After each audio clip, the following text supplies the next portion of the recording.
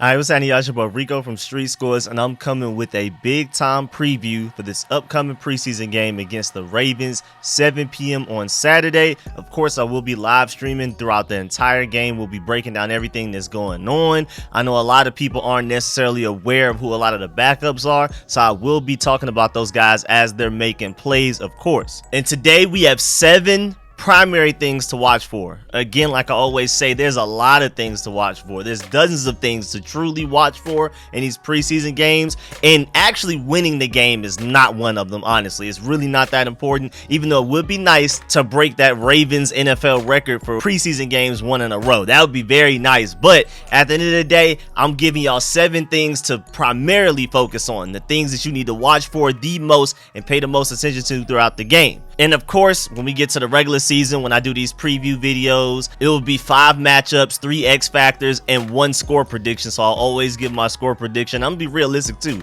I'm not about to just sit here and act like we're going 17-0. So make sure you're on the lookout for all of my previews, all of my during the game live streams, post game live streams where y'all call in an hour and 30 minutes after the games, and then my game reviews and film sessions.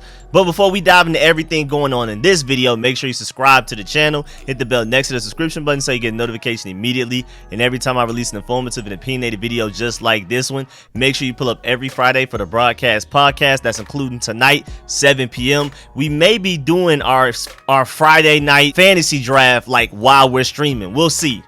And of course, make sure you pull up every Sunday throughout the off season where I have my call-in show where y'all call in, you voice your opinions, positive or negative about the Commanders, or call up with any questions you may have. But once we get to the regular season, we're in the full swing of things. The Sunday call-in show will just turn into the regular live stream during games, which has been happening on Saturdays during the preseason. And then the post-game live stream again will just happen an hour and 30 minutes after the games where y'all call in. But without further ado, let's get it.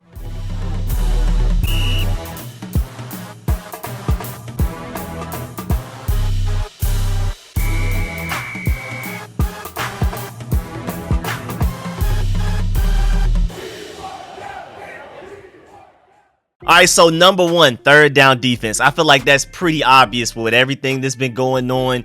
We have not seen much progress. If anything, it got worse going from the Panthers game to the Chiefs game, which you'd expect, going from Baker Mayfield that just got to that team not even a couple of months ago, and then you go to the Chiefs. Him and Andy Reid and Eric Bieniemy have had this unstoppable connection for the past few years. So, and then the Chiefs is just straight up better than the Panthers anyway, offense, the entire team. So, like, of course it took a step back, but still at the end of the day, it doesn't matter. You're gonna go against teams as good as the Chiefs, or at least near around those guys. If you can only beat up the teams that's worse than you, then you're not a true playoff contender, and you're definitely not a Super Bowl contender. So at some point, we got to learn to compete with these guys and even beat them. You got to go against Aaron Rodgers and the Green Bay Packers. You got to go against a lot of teams, Dallas Cowboys, the Eagles with their run game and all of the mobility and the improving defense. You have to learn how to beat these teams. So there's no excuse.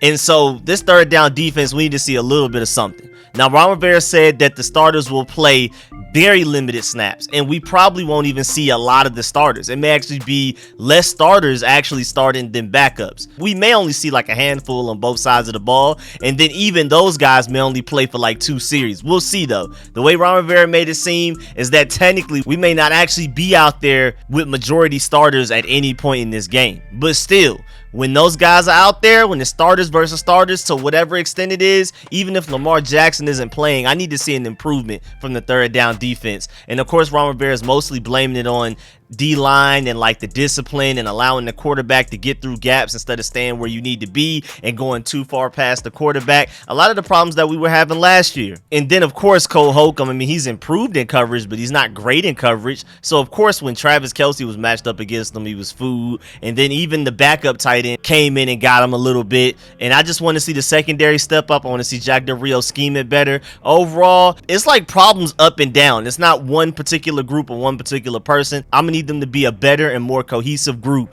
and I just need to see at least a little bit of that. Again, the starters are going to be very limited, but I want to see a little bit of something in this preseason game coming up against the Ravens, because we all know we struggle against mobile quarterbacks. So even if it's not Lamar Jackson, if it's Tyler Huntley, I need to see just some improvement, specifically on third downs especially. And then number 2, O-line depth for sure. I mean, this has been one of the things every preseason game, and this one's pretty big because even before this game where Rivera is limiting the starters on purpose and probably not even playing a few of them and just completely sitting them and resting them for this game, even back to the Chiefs game where we had a lot of starters actually starting when we were healthy, we still had a lot of backups in the starting O-line because guys were hurt. And so I'm really interested in seeing what this O-line depth looks like, especially a guy like Chris Paul, 7th round pick. I've been hearing great things about him, getting better and better every day. He's looked pretty good in the preseason as well. So I'm looking at a lot of these O-line depth guys because who knows what may happen. Right now, Trey Turner's just getting back from injury. Wes Schweitzer is still working his way back. Chase Roulier is on pitch count. Andrew Norwell is just now starting to get back as well. Who knows what this offensive line is going to look like, first of all, as a starting group week 1, let alone, of course, injuries are a factor. Maybe somebody else gets hurt or somebody gets hurt again. And so a lot of these depth offensive linemen need to be ready. They need to show me something in this preseason and for the remainder of these practices before we get to the regular season so that we can be comfortable knowing that they can hold it down until the starters get back healthy. I mean, you got Cornelius Lucas over here starting at left tackle because Charles Leno was out for a little bit. And Charles Leno never misses games. So we just got to get healthier, of course, on the O-line, but also we need to see Sadiq Charles. I need him to step up. He looked really good against the Chiefs, and he's been taking snaps at not only guard and tackle, but center as well in practices because of all the injuries that we have. And then we just claimed Wes Martin. We brought him back, and then in his first practice returning to the Commanders, he had a fumbled snap to Taylor Heinicke. I mean, we just need all of these guys to step up. We've had Aaron Montero, who's like the 4th string guard, starting at right guard. He started at right guard against the Chiefs, but he's been doing it a lot in practice as well. And it's just like a lot of these guys are getting opportunities to show what they can do and really fight for a spot on this team, and we need y'all to be ready because, again, who knows what's going on with this offensive line. Even though I have faith in the offensive line because, first of all, they've looked really good throughout the preseason, but also John Moskow works magic. He's going to get these guys ready no matter how far down the depth chart they are. I believe in them. I have faith in John Moskow. No reason to doubt him yet. And then number 3, speaking of depth, we got to take a look at these depth guys that will actually probably play a lot in regular season games because even if Benjamin St-Juste isn't technically a starter, or Darrick Forrest or Percy Butler, they're going to be out there a lot, even though especially Darrick Forrest and Percy Butler are technically backup safeties, depth guys. They're going to be heavy in the rotation.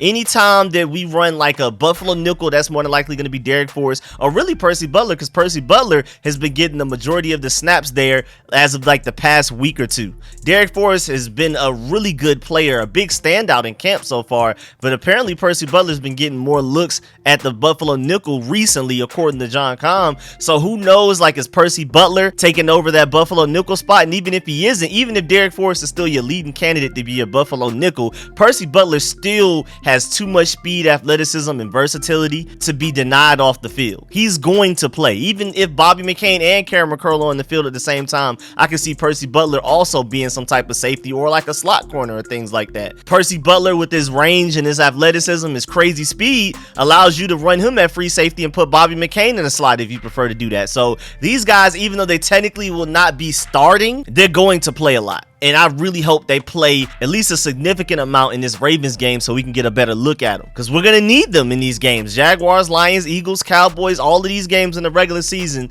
these guys are going to play quite a bit and more than your typical backup safeties would. And then Benjamin St-Juste, I mean, technically he's a starter according to the first unofficial depth chart they put out before the first preseason game against the Panthers, but even so, he's going to play a lot. And granted, I don't think we've seen him play in the preseason yet, so I would hope he plays at least a little bit against the Ravens to knock off some of the rust. I mean, he played a little bit against the Chiefs, but it was very limited, and then he got killed on that double move, and then he's been hurt since, even though he returned to practice like a couple of days ago. And it's just like, I want to see more from him as well. And for Darian Mathis dealing with injuries, he's another technically backup, but he's going to be in the game quite a bit as well, just period. Not even just rotation wise, but if we run 5 defensive linemen, he's your starting nose tackle. So even ignoring rotations and guys sitting down for a breather, there's just certain guys that are just going to come into the game just with certain packages all of the time. Darrick Forrest, Percy Butler, and Fedarian Mathis, even though they're technically not starters. And then with Chase Young out, that opposite edge rusher, that James Smith-Williams, Casey Toohill, Shaka Toney, I need to see something from them in this Ravens game to make me a little bit more optimistic of how they're going to hold it down while Chase Young is gone for like the next 4+ weeks. Because I mean, honestly, he's supposed to be out for a minimum 4 weeks, but it's going to be really hard to convince me that he's going to play that 5th week after only 1 week of practice. And then the next game is a Thursday night game, a short week where they barely practice. So it's just like, I think week 7 is probably the soonest we'll see him. So these guys got to go out there and show me something. F.A. Obata has looked really good, especially in that Chiefs preseason game. Him and David Bada, both of the international guys, looked really good. So I have faith that they'll step up, but I really want to see something from them in this Ravens game as well. And then even though we're technically only going to have 2 linebackers out there like 90-something% of the time or even more, there's still a chance that Khaleke Hudson or David Mayo may end up being some part of the rotation. So I need to see those guys step up, because even though they're backups, they probably will play a little bit in regular season games. And then also tight end wise, I mean, we're still struggling with health right now, even though I don't think it's that bad. I think, like I keep saying, if the Super Bowl were tomorrow, a lot of these guys, the majority of these guys, will probably play. That's including Logan Thomas, John Bates, Cole Turner, all of these guys that have been hurt and working their way back slowly. At the end of the day, if there were a Super Bowl tomorrow, all of those guys would play. I'm pretty sure Logan Thomas is playing week 1. I think John Bates and Cole Turner should be playing week 1. But just in case if they're not, it's time for Armani Rogers to step up. And this showdown in this last preseason game is big between those guys, because Curtis Hodges and Armani Rogers are probably fighting each other for that 4th spot. And Curtis Hodges has been injured lately. Armani Rogers has been working with the 1, so I would say Armani Rogers has the advantage. But who knows if Curtis Hodges goes out there and just has an amazing game against the Ravens and shows that he deserves to be part of that rotation. And the reason I'm talking about that now is because with the guys coming back from injuries, they may be on a pitch count. So Armani Rogers may actually be out there with the starters against the Jaguars. So I need to see something from him as well in this Ravens game. No more penalties.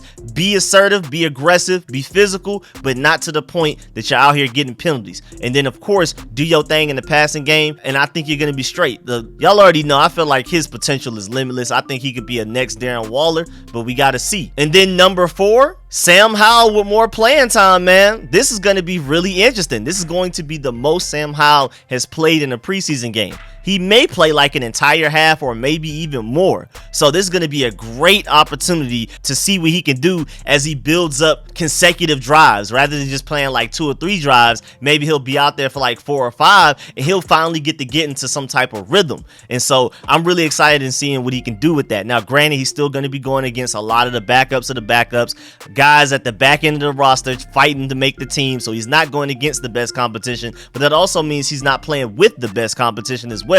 That means that his offensive line, like we've seen in preseason games, is letting him down. He's getting Willie Beeman from any given Sunday quite often. I mean, a lot of those deep end offensive linemen have not been protecting Sam Howell well at all. He's been out here scrambling for his life. And then his receivers are running wrong routes. That's how he threw that interception against the Chiefs. His receivers aren't getting open necessarily. So it kind of evens out, but I would still prefer to see him playing with the starters against starters, at least for a little while, but I don't think we're going to get that. But either way, at the very least, he's going to be playing the most he's played in the preseason. I can't wait to see what he does with the opportunity. Y'all already know, when y'all pull up to the streams during these preseason games, we are just excited about when is Sam Howell going to get out on that field. Granted, we're always looking for other stuff. We're looking at the starters, we're looking at the second stringers and taking what we can take from it, observing everything, but we're just on the edge of our seat waiting for Sam Howell. So I can't wait to see him play even longer than he's played before. And number 5, there's a fight for the last few spots, man. I mean, when you look at the depth chart, when it comes to those last receivers,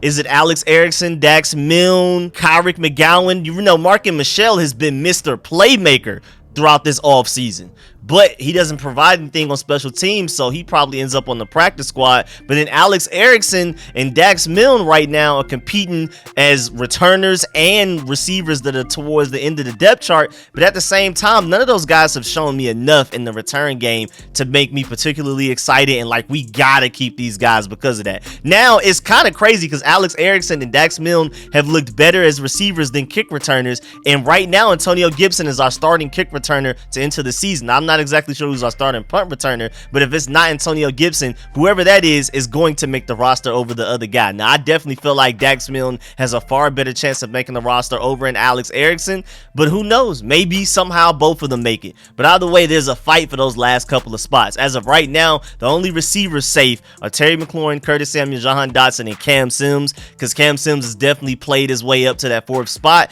De'Ami Brown hasn't looked good, but I'm still pretty sure he's safe. And then after that, it's like, who knows? Even though I feel like Dax Milne would be next, who knows? And then, of course, there's a big fight for these backup offensive lineman spots, and these guys are getting plenty of opportunities to show what they can do with all of these injuries that we've had throughout the offensive line. And then, like I already talked about earlier, tight end. Is it Curtis Hodges versus Armani Rogers? Eli Wolf, he looked better in that Chiefs preseason game than I expected, but he got hurt. And then we brought over the tight end from the Rams, Mr. Blanton, and maybe he's competing for one of those last couple of spots. The way he looked in that NFC Championship game, catching every target for like 67 yards, I believe. And then that one clip where he's pancaking Nick Bosa while run blocking. I mean, completely just threw him on the ground on his back. You know, there's some competition in that tight end room once again, even after we placed Samus Reyes on the injured reserve and released him, which still makes me sad. But, I mean, you can kind of see the writing on the wall anyway, especially with Armani Rogers out here looking better than people expected, especially sooner than expected. Y'all gotta remember, Armani Rogers was a quarterback pretty much his entire life until just a couple of months ago at the East-West Shrine Bowl week.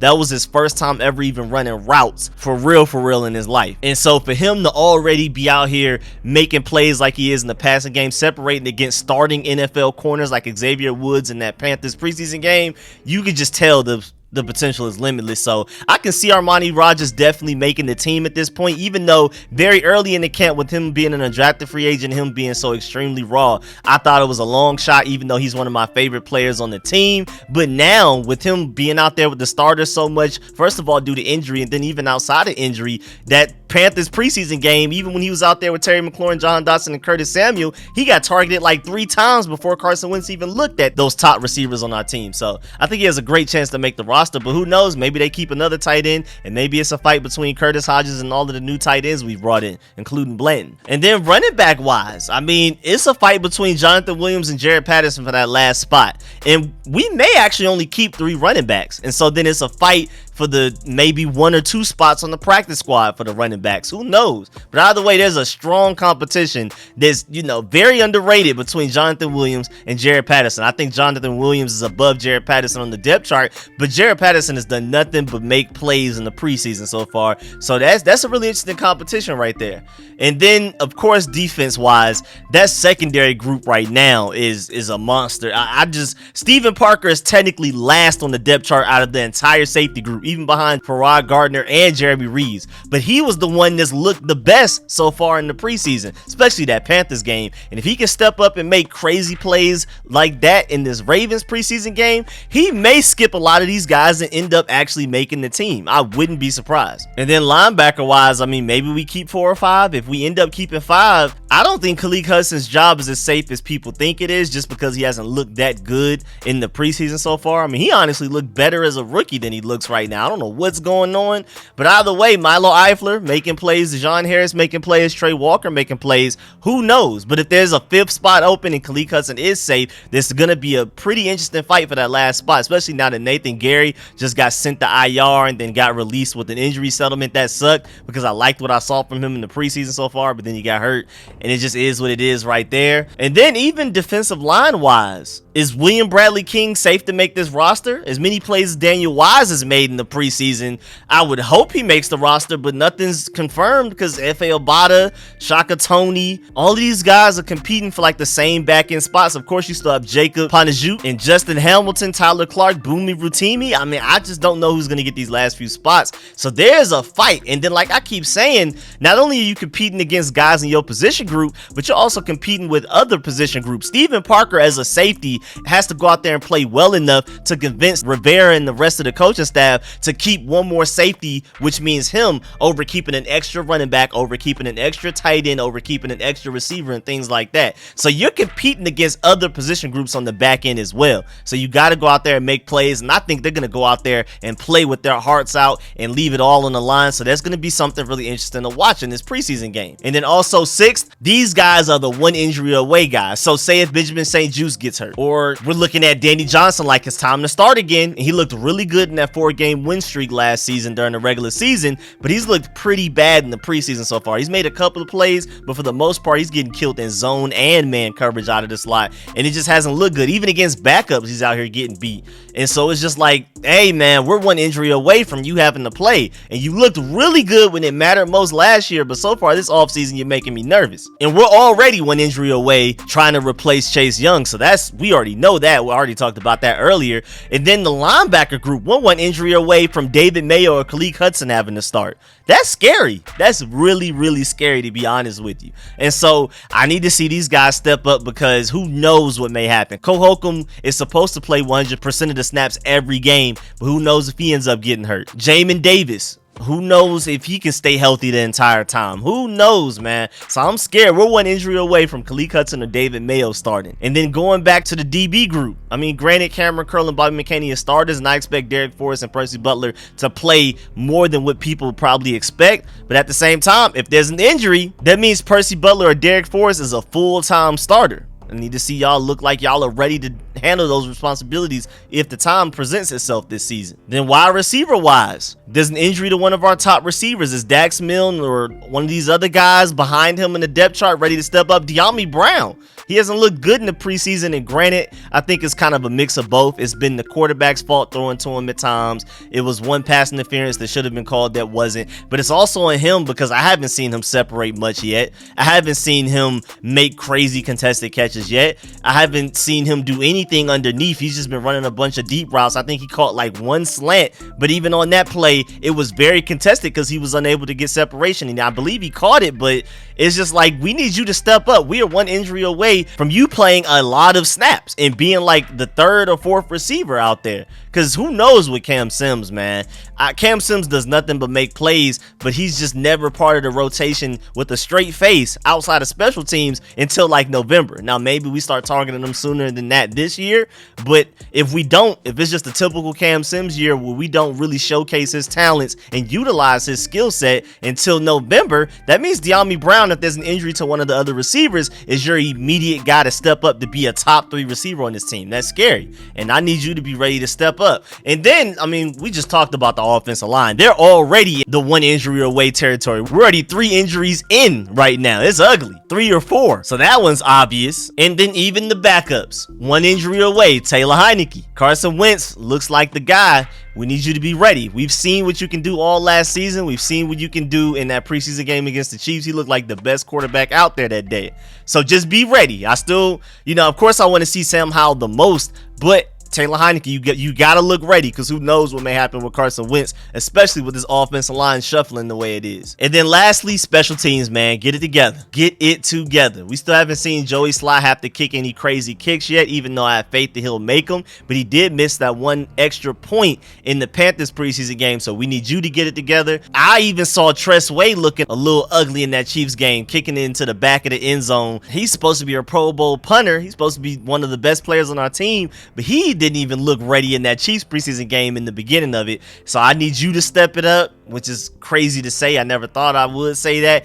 And special teams coverage has to be way better. It was better in the Chiefs game than in the Panthers game, but that was just by default. It was abysmal in the Panthers game. In the Chiefs game, they weren't spectacular. I wouldn't even necessarily say that they were really good, but it was an improvement in the right direction. So we'll see if they keep improving and if they can show us something, because special teams coverage, we're going to need it, especially with the way our third down defense looks. We need to force teams to have to go 80 yards or more to get their touchdowns. And then return wise, that's been the worst part of special teams. I have seen nothing from these guys yet. Again, Antonio Gibson has been crowned the starting kick returner entering the regular season. Still not exactly sure who's our starting punt returner, and like I already said, that's going to have a lot of roster implications, because if Alex Erickson is not your starting punt returner, he doesn't make the team, plain and simple. Even though he's looked pretty good as a receiver, he has not looked good as a returner. Dax Milne hasn't been much better returning. And Khaleke McGowan didn't even get a chance the times I saw him try to return because the special teams blocking was so terrible. And that's another part of the special teams has been bad. Now, granted, the returners haven't done much to help at all,